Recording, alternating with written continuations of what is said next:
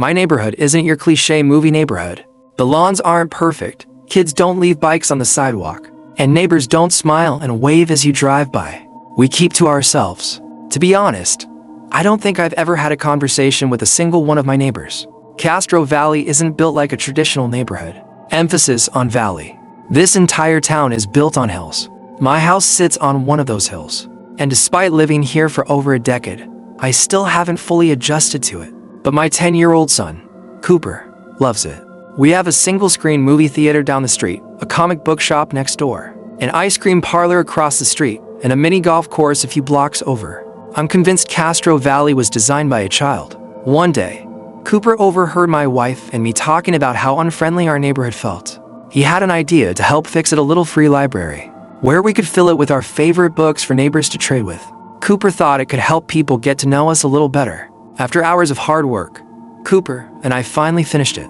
We stood back, admiring the small library. All that was left was a name. I handed him a paintbrush, and he wrote in big green letters, Greenridge Road Library. The next day, Cooper rushed outside to check if anyone had used the library yet.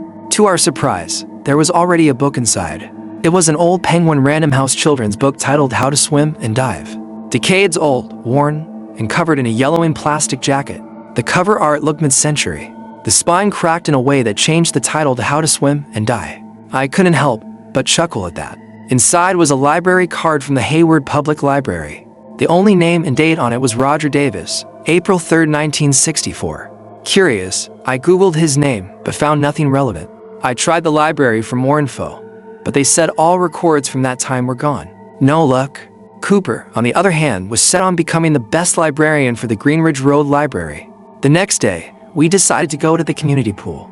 We didn't have one at home, and since Cooper wasn't the strongest swimmer, the old book seemed a strange blessing. As I flipped through the pages, I noticed small handwritten numbers in the corners of each page. Numbers that didn't match the page numbers. My wife quickly figured it out. They were coordinates. The coordinates led to a cluster of trees off the Ward Creek Trail. But when we got there, we didn't find a treasure. Instead, we found 6 t-shirts nailed to the tree's small shirts that would fit kids. Each shirt had Hayward Plunge written across it, and each had a name written inside the collar. John, Henry, Susie, Wayne, Donna, and Jackie. My heart was racing. I felt sick. These shirts had bloodstains. I knew we needed to leave. I didn't want to show Cooper my fear, so I distracted him with the promise of ice cream. And we left, but the image of those shirts stayed with me. The names, the worn clothes, they haunted me. The next day, Cooper found another stack of old books in our library. Titles like The Clumsy Cowboy and Hurry Up, Slowpoke. Each one had the same names in them: John, Henry, Susie, Wayne, Donna, and Jackie. I went through the ring footage, trying to see who might have left these books. Then I noticed an old man standing across the street from our house, watching. There was something chilling about the way he just stood there. I found out that Hayward Plunge was an old swimming facility, built in 1936. The same trail we had followed to the coordinates ran directly behind it. And as it turns out, some children went missing there in the 60s. Local legend had it that their swim instructor was suspected but never charged. His name was Roger Davis.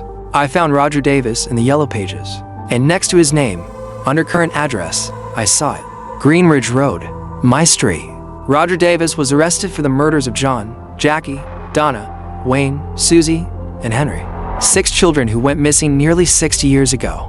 Police used fingerprints from the books he left in our library to tie him to the crimes. It's strange, but knowing he was behind bars didn't make me feel safer. It didn't erase the fear. Roger Davis knew he'd haunt me in a way no cell could stop. I think of him each time someone new approached our little library. Every time I trusted someone with my son. Evil doesn't always look like we expect it to. Sometimes it hides in plain sight.